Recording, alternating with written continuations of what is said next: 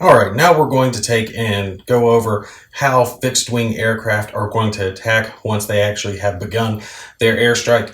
Make sure to watch the video prior to this one if you haven't, to understand how you're going to get the aircraft to the board.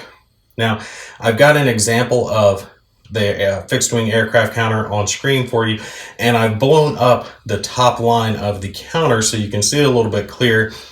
And along the top, you can see, similar to other vehicles, its stat line of firepower and bombs that it can drop.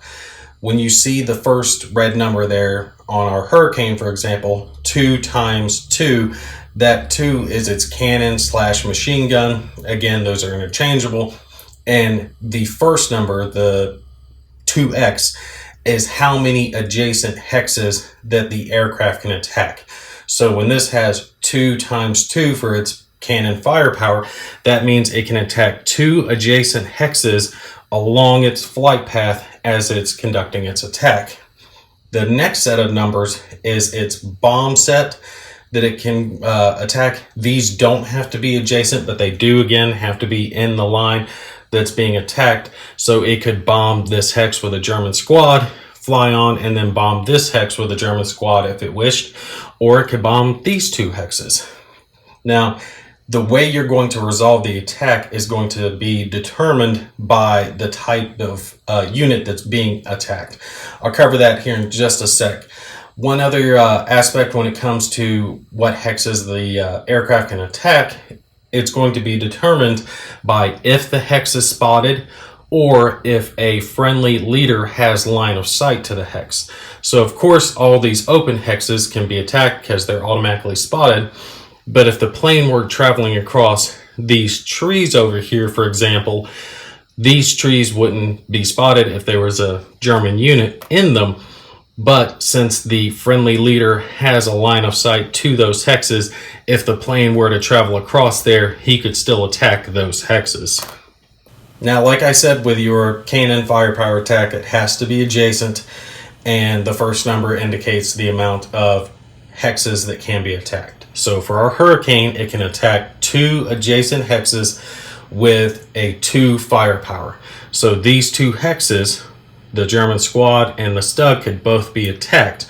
As the plane were flying over, it would start its attack here with the German squad and then continue on attacking the Stug.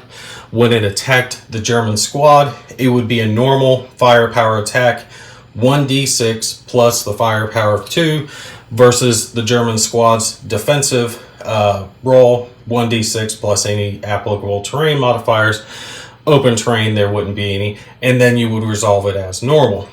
The cannon firepower attacking the Stug, since the Stug is an armored vehicle, in this case, the armored vehicles do not have to be opened to be attacked by a firepower. They can be open or buttoned, and you would automatically treat it like a ordnance type attack, except there would be no to hit roll. You would consider the firepower a penetration value, and you would roll a 1d6, add the firepower, and compare it to the lowest armor value on the vehicle. In this case of the Stug, it would be a 2.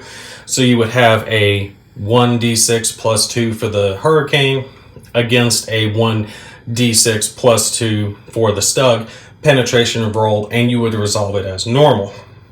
The bombs are going to be done pretty much the same as that.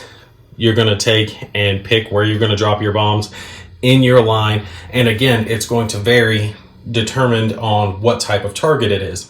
It'll be considered a normal HE value if it's soft targets like infantry squads, or if it's a vehicle, it's going to be considered a penetration value. Remember, your bombs do not have to be adjacent like the gun attacks have to be.